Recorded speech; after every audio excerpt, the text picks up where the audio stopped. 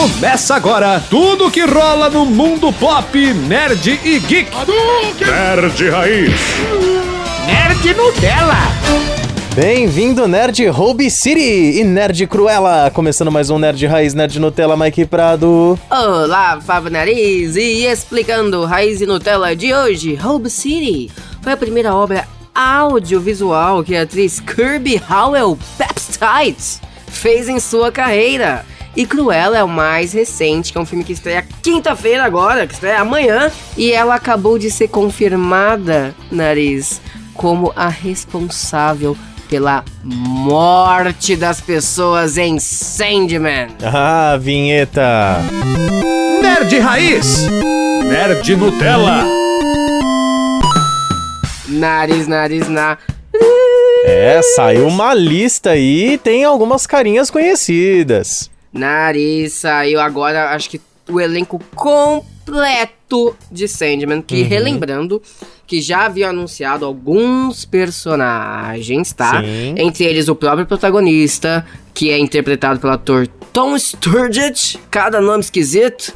Ele é o sonho, né? O Morpheus, o Sandman, 1 milhão de nomes este personagem tem. A Gwendoline Christie, bastante conhecida por Game of Thrones, é a Lucifer, né? A comandante do inferno. Temos também a atriz Vivienne Akinpong, que interpreta a Lucine, que é a senhora da livraria dos sonhos, né, da biblioteca dos sonhos, melhor dizendo. O Charles Dance, também bastante conhecido por Game of Thrones, no qual ele interpreta o Roderick Burgess, muito importante no universo de Sandman. O Boyd Holbrook, que vai ao Corinthian, né? O Corinthians, não é o Corinthians, é o Corinthian. Ele é um pesadelo que fugiu do universo de Sandman e promete ser o grande vilão da primeira temporada de Sandman. Temos também o Azim Crowdry, que é o Abel. E temos também o Sanjeev Bhaskar, que é o Caim, né? Caim. Quem conhece a Bíblia sabe esses nomes melhores do que eu. Esses foram os nomes anunciados que nós já fizemos um podcast sobre esses nomes em específico. Isso. Agora os novos nomes, Nariz. Como eu disse no Raiz Nutella de hoje, temos a Kirby Howell Baptiste, que é a morte.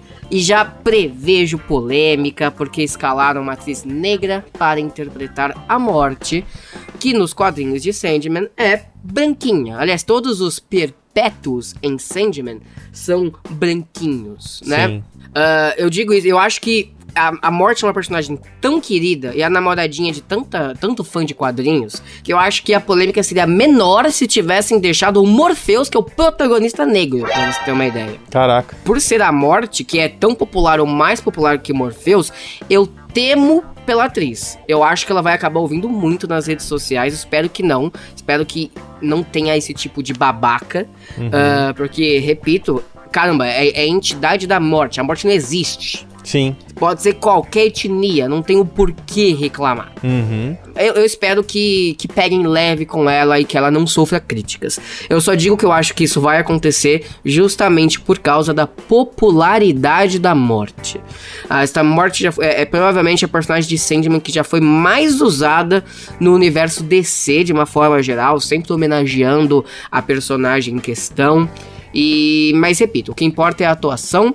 E a atriz, ela é muito bonita, não conheço ela de outros projetos, não me recordo pelo menos, mas dá pra ver que ela tá fazendo bastante coisa recentemente e não vejo a hora de vê-la como Morte, que é uma personagem que eu já falei aqui 1 milhão de vezes no Nerd Raiz Nerd Nutella, que é uma personagem que, por mais que ela seja a entidade da morte, ela é a perpétua mais feliz de todas, a que mais preza a vida e ama os vivos, apesar de ser a morte. Sim. E vale dizer que a Netflix foi muito ousada nesse anúncio, no sentido de que eles revelaram os pronomes dos personagens, como eles se identificam. Tanto que no anúncio, que diz que ela é a morte, e ela se identifica como ela e dela. Olha. E tem, por exemplo, o personagem John Dee, e eles colocaram que é ele e dele. Mas tem o personagem Desejo, Que é aí que eles colocaram que é Ile e Dile, que é pronome neutro. E ele se identifica como pronome neutro. Sim. Então, eles não só colocaram o nome dos atores e dos personagens, mas como eles se identificam. Caraca, que da hora. Certeza que tem dedo do New Game aí, porque ele já tá sofrendo tanto ataque por causa de algumas mudanças, que eu acho que ele ligou o foda-se e falou, quer saber, vou irritar ainda mais o nerd. Certeza. Mas adorei. Vamos lá. Como eu te falei, o Mason Alexander Park vai ser o Desejo. Que aqui no anúncio tem o pronome neutro. Aqui é um dos perpétuos, o Desejo. A Donna Preston é o Desespero, que é uma mulher que se identifica aqui como ela e dela. Aliás, eu tô curioso pra ver como eles vão retratar o Desespero, porque nos quadrinhos ele é o perpétuo mais nojento de todos. Ah, é? Visualmente falando, como ele age, a forma na qual ele pensa. Ele é o que mais faz coisas horríveis, sabe? Sim. Entre todos os perpétuos. É, porque no Desespero você faz um monte de loucura, né? Exato, uma coisa que vale constar, apesar da morte ser uma personagem de bem com a vida, cada perpétuo segue muito bem a sua alcunha. Aliás, chega até a ser uma surpresa a gente sempre considerar que a morte deveria ser triste, sendo que ela leva as almas. Ela, não quer dizer que ela é ruim, ela tem um dever a fazer, né? Ela não quer dizer que não tem por que ela não gostar da vida, sendo que ela só cumpre sua função. Então, pra mim, faz sentido a morte ser assim. Da mesma forma que não tem como o Desespero não ser um personagem que causa desespero, que é desesperado. E agora, na lista, nós temos a atriz, né, que é a Razani Jamal, que interpreta a personagem Lita Hall, que é muito importante pros quadrinhos de Sandman. Muito importante. Mas, ao mesmo tempo, falam muito pouco dela na HQ. É mesmo? A maior dificuldade que eu tive quando eu li Sandman, eu li, em cada ano que a Panini lançava um encadernado, eu lia a HQ. Tá. E foram, na época, 4 encadernados, então eu li no decorrer de 4 anos. Só que tem muito personagem que ganha uma importância absurda mais pra frente, que o Neil Gaiman introduz apenas uma vez, fala pouco dele, e no decorrer dos anos ele não fica recitando o personagem. Aí, tanto que quando o arco realmente importante da Lita Hall aparece, no final de Sandman, eu ficava, mano, quem é essa mina mesmo? Eu tive que pegar o HQ, ver as primeiras edições pra relembrar. Caraca. Então eu tô curioso pra entender como que eles vão tratar esses personagens, caso a série seja um sucesso e ganhe mais temporadas, justamente pro público não esquecer quem eles são. Sim. Porque a Lita Hall, ela, sem dar grandes spoilers, ela dá à luz a um garoto chamado Daniel, que ele é a chave do arco final de Sandman, o filho dela. Tá. Se tiver várias temporadas, o filho dela, o Daniel, ele é o personagem mais importante de todos. Tá bom. Entendeu? E, de novo, é uma personagem que não ficavam falando, martelando quem é Lita Hall e etc. Então, é legal. Então, eu fico feliz que sim, ela está presente. Eu só espero que na televisão eles tenham cuidado de manter a personagem na memória do público. Sim. Já que ela está escalada, provavelmente eles vão seguir esse arco dos quadrinhos, né? Pelo menos é o que planejam, né? Continuando, temos a atriz Joel Richardson, que interpreta a versão idosa da personagem Ethel Cripps. E vale dizer que uma outra atriz chamada Niamh Walsh interpreta a versão jovem da personagem Ethel Cripps. Legal. Essa personagem, né, que repito, são interpretadas por 2 atrizes diferentes, nos quadrinhos, ela é amante do cara que prendeu o sonho quando ele tentava capturar a morte. Tá. Só recapitulando, a premissa básica de Sandman, no início da história, é um grupo de cultistas que tentam capturar a entidade da morte, porque eles acreditam que, controlando a morte, eles controlam a vida, controlam quem vai morrer e etc. Mas eles erram na hora dessa invocação e acabam capturando o sonho sem querer. E o sonho fica por décadas e décadas preso dentro de um círculo de invocação, sem eles saberem o que fazer com o sonho. E repito, a Ethel Cripps, né, que é a personagem que vai ser interpretada por essas 2 atrizes, é a amante do cara que prende o sonho. Tá. E eu acho legal eles mostrarem que escalaram 2 atrizes diferentes, porque meio que pra dizer que eu acho que eles vão mostrar as décadas passando enquanto o sonho esteve preso dentro desse círculo. Sim, eu imaginei isso, a passagem de tempo, né? Que tipo, o cara tá preso lá, não tá envelhecendo, enquanto isso, os outros personagens vão envelhecendo em sua volta. Exato. E o que eu achei interessante é que essas duas atrizes são muito parecidas entre si. Olha só. Assim, se falasse que é mãe e filha, eu acreditava. Que legal. Sério mesmo, achei bastante interessante aqui. Ah, Nariz, uma coisa, só comentando um pouco dos perpétuos aqui, né? Dos dois que eu falei, que foi o desespero e o desejo. Isso, eles estão sendo muito fiéis aos quadrinhos, porque o desejo, nos quadrinhos, ele provavelmente é o único perpétuo que não tem exatamente um sexo definido. Tanto que nos quadrinhos eles já chamam o desejo, nos quadrinhos mesmo, da década de 80, já chamam ele de dele e dela. Porque, como eu te falei, ele é ao mesmo tempo macho e fêmea. Sim. E se você olhar a foto do ator escolhido para ser o desejo, ele tem uma aparência muito andrógena. Inclusive, eu não sei se o ator, como o ator se identifica. Eu não sei como ele se identifica, mas claramente ele se esforça pra aparentar ser uma mulher, esse ator. Tá. Eles escolheram, visualmente falando. É que nem o caso da que fez a Game of Thrones também, que foi selecionada pra ser o Lucifer, né? Isso. Ela também é meio andrógeno, né? Exatamente. Então eu acho interessante. E legal eles já terem mostrado tanto o desejo como o desespero, porque o desejo, ele é o perpétuo mais vaidoso.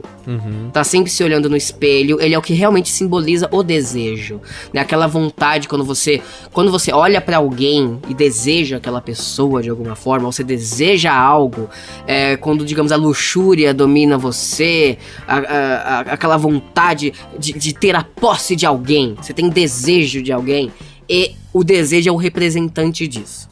E ao mesmo tempo, o desespero, como eu te falei, é a perpétua mais nojenta. Tipo, digamos assim, é a perpétua retratada como a perpétua feia. A que não tem um corpo bonito. A que não se importa com a aparência. Sim. E, ironicamente, eles são completamente opostos, desejos e desespero, mas eles são os mais próximos entre os irmãos. Ah, que da hora. Eles têm menos a ver um com o outro e são os mais próximos, estão sempre juntos. Desespero e desejo sempre juntos. Eles tentam justificar às vezes, né? Porque às vezes um excesso de desejo traz desespero. Sim, faz sentido. Tanto que, às vezes, a própria vida do perpétuo influencia no que ele representa. Por exemplo, uma das perpétuas mais populares, logo depois de Morte e Sonho, é a Delírio. A Delírio claramente é uma personagem entre os perpétuos que tem algum problema mental. Tá. Só que no decorrer de Sandman é explicado que ela nem sempre foi a Delírio. Ela se chamava Deleite. E o que é o deleite? O deleite é algo positivo, se você parar pra pensar. É quando você se deleita por algo, né? É algo bom, só que ela sofreu tanto quando ela era Deleite que ela enlouqueceu e virou delírio. Tá. E eles tentam explicar que, de novo, tudo em excesso é um problema. Aí ele quer dizer que até o deleite em excesso pode causar delírio. E foi o que aconteceu com ela. Então, eu acho legal como que, repito, os perpétuos, eles realmente simbolizam na sua persona os nomes que eles representam. Só que interessante que, por exemplo, todo esse arco da Delírio nunca foi mostrado. A gente descobre por diálogo. A gente só sabe que ela passou por um trauma muito grande. E até o momento eles não anunciaram a Delírio nessa primeira temporada, mas eu tenho certeza que é capaz dela aparecer, nem que seja no final da temporada, porque ela é muito popular. Tem um arco inteiro envolvendo a Delírio, uma busca que o sonho ajuda a Delírio a executar. Legal. E agora, Nariz, temos o conhecidíssimo ator, né, o David Thewlis. Sim. Que ele foi escalado como o personagem John Dee. Pra quem não se recorda, ele é o Professor Lupin de Harry Potter. Ou então o Hades de Mulher Maravilha. Exatamente. Hades não, Ares, né? Ares, exato, Ares. Ares, que é o deus da guerra. Exato, e ele é um vilão, né? John Dee, ele é um vilão. Ele é filho justamente da personagem Itzel Cripps, que eu acabei de falar, né? Que tem a versão mais velha e a versão mais jovem dela, que foram escaladas. Sim. Agora na série do Sandman. Legal. No período em que o Morpheus esteve preso, ele perdeu todos os seus artefatos. Inclusive, eu acho que a primeira temporada inteira vai ser sobre ele procurando os seus artefatos. E um dos artefatos mais importantes que ele tinha era uma pedra que lembra bastante um rubi, na qual ajudava ele a causar os sonhos nas pessoas, né? Já que ele é o senhor dos sonhos. Tá. E essa mulher, né, a Ethel Cripps, ela rouba o artefato do sonho e dá pro filho dela, no qual ele se torna o Doutor Destino, que não tem nada a ver com o Senhor Destino, que é da DC também, e nem com o outro Doutor Destino da Marvel. Ele é um vilão, inclusive, que já apareceu nos desenhos da Liga da Justiça. Olha aí. Eu acho que você Então, comentou mais uma pra vez, mim. ele está em... eu cheguei a falar num outro podcast de Sandman. Então ele mais uma vez interpretará um vilão da DC, né? Já que ele foi o Ares em Mulher Maravilha. E qual que é o lance dele nos quadrinhos de Sandman? Ele aprende a usar a pedra do Morpheus. Ele lapida essa pedra do jeito dele e ele aprende a fazer todos os seus sonhos e pesadelos a ganharem vida através da pedra. Tá. Então, o que ele sonha ganha vida através da pedra. Tanto que, quando o Morpheus o encontra após décadas e décadas e décadas preso, o John Dee está aonde? No Asilo Arkham. Olha só. Ele está lá e como ele ficou longe da pedra, o corpo dele começou a se desfazer. Então ele praticamente é um esqueleto ambulante. E um dos sonhos dele é recuperar o seu corpo antigo. Inclusive, eu cheguei a citar em um outro podcast de Sandman que gravamos, que existe um arco dentro de uma lanchonete, na qual o John Dee faz as pessoas de refém. Sim. Só que por causa da pedra, dos poderes que a pedra emana, tudo que as pessoas começam a falar dentro da lanchonete vai acontecendo também. Sim. E é um momento de extremo terror nos quadrinhos de Sandman. Quero muito ver como que eles vão traduzir essa cena, mas olha, não é um vilãozinho ralé não, cara. É um vilão daqueles serial killers bem pesados, Sim. por assim dizer. E agora, Nariz, uma outra atriz chamada Kiora, que interpretará a Rose Walker. Esse é um outro caso de mudança de etnia, porque a Rose Walker nos quadrinhos é uma personagem branca e escalaram uma atriz negra. E a Rose Walker nos quadrinhos, ela tem uma importância interessante. Porque, por alguma razão na qual eu não me recordo, a Rose Walker, ela se torna um vórtice de sonho. Como assim? Ela é um mortal que por um curto período de tempo, por um determinado momento, ela se torna o centro de todo o sonhar. E o sonhar é o que é o sonhar? É onde todos os sonhos e pesadelos são reunidos em um só. Tá. É como se... Quando o Sandman fica longe, o sonhar começa a desabar, né? Que é a casa dele. É como se ela virasse o sonhar. Entendi. Entendeu? E por que ela se torna um perigo? No sentido meio que sem querer. Porque se o vórtice de sonho implodir, ela vai destruir todos os sonhos e sonhadores. Nossa. Então, ela é como se ele tem que protegê-la. Ela não pode morrer. Tá. Mas ela é uma mortal. Ela é uma mortal. Só que muitas coisas estranhas acontecem quando o Morpheus está preso. Coisas que não deveriam acontecer. Então o sonho ele tem que detê-la, mas não pode machucá-la. Porque ela, como eu disse, ela é esse vórtice de sonho. E se ela morre, se ela explode, o sonho acaba. Entendeu? Entendi. Aí tem uma jornada meio que dupla. Porque a gente acompanha tanto a jornada da Rose, que ela tá em busca do irmão dela, que tá desaparecido. E ao mesmo tempo o sonho tá em busca de vários pesadelos que fugiram enquanto ele esteve preso. Entre eles o Corinthians. Então aí a gente percebe que acaba sendo uma jornada interligada. Sem querer, eles acabam se encontrando. Tá. E se eu me recordo bem, eu não tenho certeza, parece que ela se tornou isso justamente por causa do desespero que fez ela se tornar esse vórtice de sonho. Foi de uma traquinagem do desespero. Traquinagem. Entendi. Mas ela acaba se tornando uma personagem bastante importante.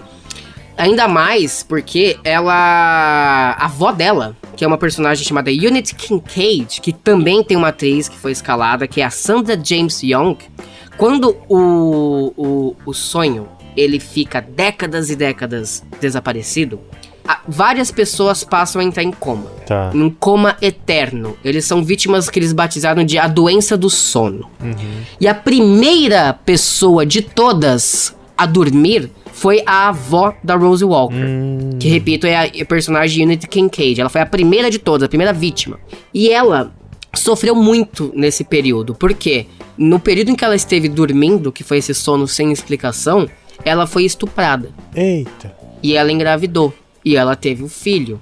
Então, como eu disse, a Rose Walker é neta dela. Tá. Então, o filho na qual a Unit Kincaid teve, não lembro se foi um filho ou uma filha, não me recordo, acabou, nasceu, formou família, teve seus filhos e nasceu a Rose Walker. Só que tudo isso foi vítima de um estupro que a avó da Rose Walker sofreu enquanto ela estava neste sono eterno. Entendi. Tanto que é uma das cenas mais pesadas de Sandman, quando o Morpheus volta, a Unit Kincaid, ela acorda.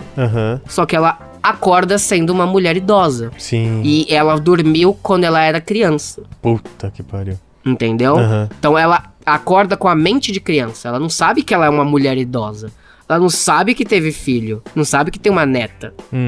Então é interessante, tá tudo interligado ali. E continuando aqui, temos o ator Patton Oswalt, que tá em todas atualmente. Ele é o MODOK, inclusive, do seriado do MODOK. Sim. Ele interpreta o Matthew, que é o corvo do Sandman, do Morpheus. O Morpheus, ele tem um corvo, que é tipo um companheirinho dele que o segue pelo sonhar, que também muitas vezes aparece no mundo real, que foi uma pessoa que havia morrido e o Morpheus pegou a alma dela e transformou em corvo. Legal. E é interessante porque ele sabe que foi um humano e que agora é um corvo. Só que ele meio que tenta se convencer que é um corvo. Ele fala, não, tipo, eu não sou mais humano, não são mais minhas questões, agora eu sou um corvo, tenho que agir como um corvo.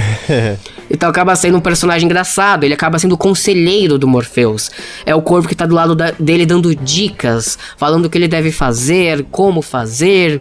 Então, e ele vai ser a voz, né, do Matthew, o Patton Oswalt vai ser a voz do Matthew, que é um personagem bem legal, que tá presente desde o início. Eu acho que pode ser o alívio cômico do seriado de Sandman. Legal. O ator Stephen Fry vai interpretar o Gilbert, que também é um personagem que vive no sonhar, que ele não tem uma forma específica, mas ele aparece muito como um humano com um rosto bem benevolente. Sim, ele é uma pessoa do bem. Tá. Ele é uma pessoa do bem. Tanto que, eu não tenho certeza, eu acho que ele é um dos responsáveis por cuidar da Rose Walker.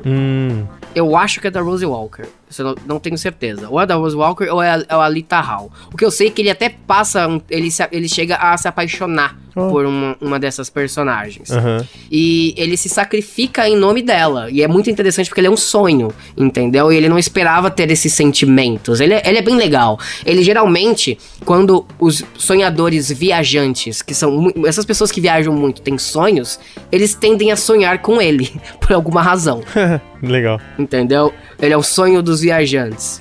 E aí vem o meu principal choque. Eu já falei de todo mundo, até já falei da Unit Kincaid, né? Que a atriz Jenna Coleman, que tá para sempre em meu coração como uma das minhas companions favoritas de Doctor Who. Em Doctor Who, ela interpreta a Clara Oswald, que é maravilhosa, a Clara Oswald. Eu amo a Clara Oswald.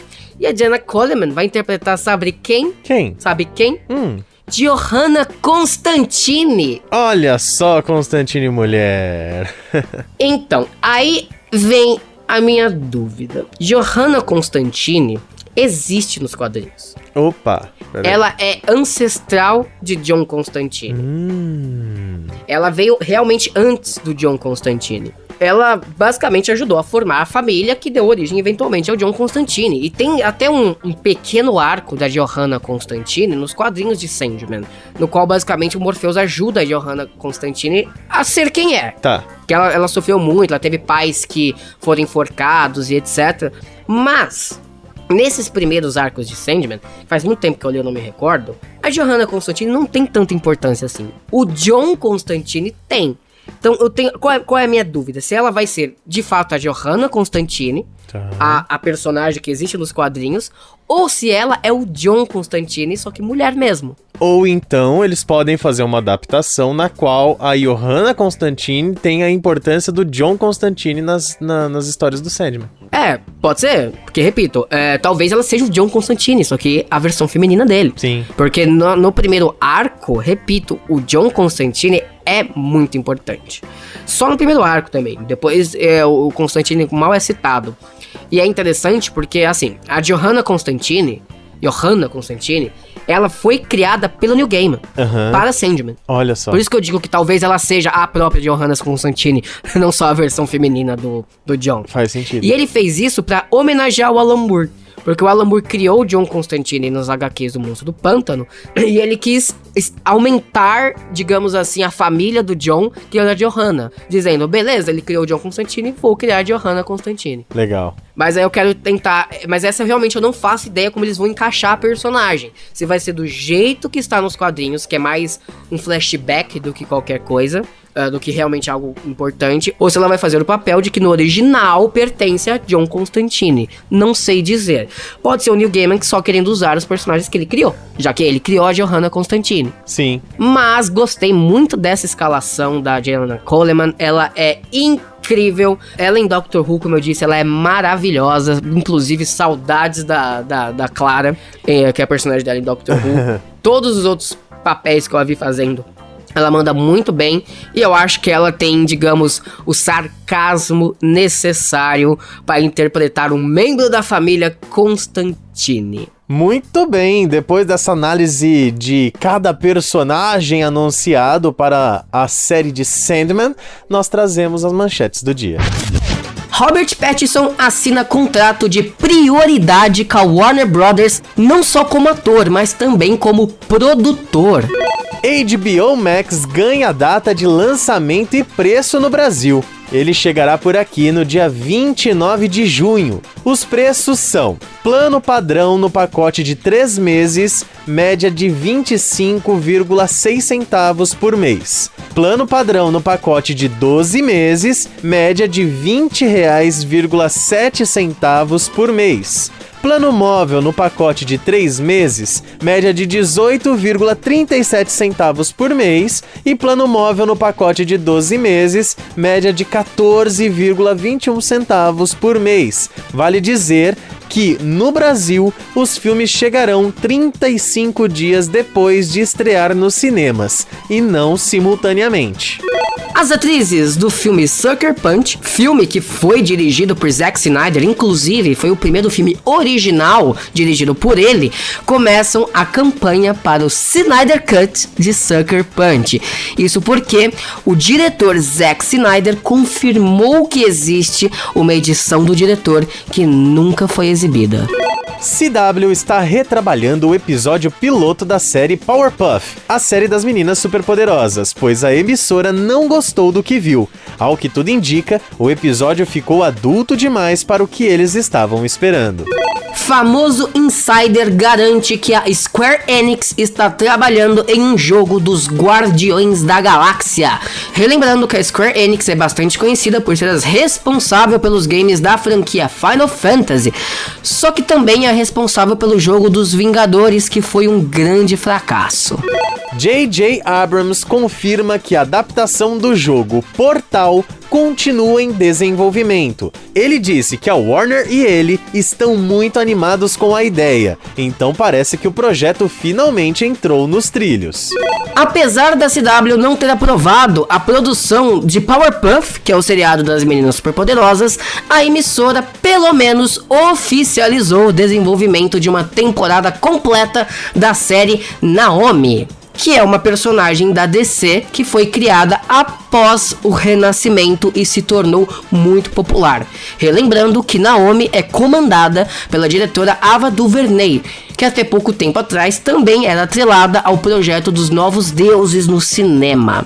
A série animada da Marvel What If terá episódio dedicado a Homem-Aranha. Algumas pessoas acreditaram que isso não aconteceria, porque o personagem pertence à Sony. Muito bem, depois de todas essas manchetes, a gente encerra mais um Nerd Raiz Nerd Nutella. Lembrando, siga a gente nos aplicativos de podcast, tem vários, a gente está em todos. Orelo, Spotify, também no seu agregador de podcast preferido, também no YouTube. Siga a gente em uma dessas plataformas para poder ficar sempre atento aí de quando tem episódio novo. Se você quiser a notícia logo de primeira, é só seguir no @Nerd Raiz Nerd Nutella no Instagram. Lá a gente publica quando tem episódio novo, tá certo? Tem algumas brincadeiras lá nos destaques que você pode interagir com a gente. E claro, pode mandar sua dica, sugestão ou comentário, tanto no @Nerd Raiz Nerd Nutella quanto nas nossas redes pessoais, né, Mike? Exatamente, você me encontra no perfil @mlegoprado, tanto no Instagram como no Twitter. O meu @FabioNariz87 no Instagram e Fabio Nariz no Twitter. Indique o Nerd Raiz Nerd Nutella para as pessoas que gostam desses papos nerds. E claro, quando você menos esperar no seu feed, tem mais um Nerd Raiz Nerd Nutella. Você ouviu Nerd Raiz. Nerd Nutella. Roteiro Mike Prado, esta fera. Edição Fábio Nariz, galera.